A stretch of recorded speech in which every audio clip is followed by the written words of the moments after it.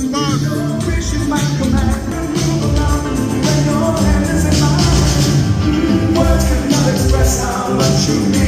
Isang malakas na lamang din ang palakpakan! Alright!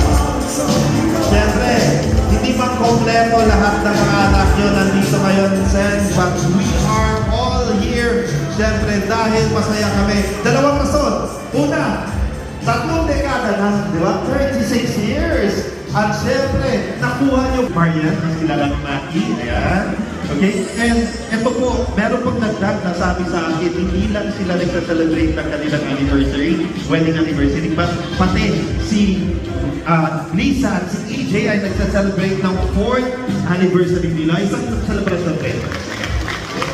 It's never complete without giving thanks to the one who gave us all of this. That's why right now, sabay-sabay po tayo through a song, we give honor where honor is due.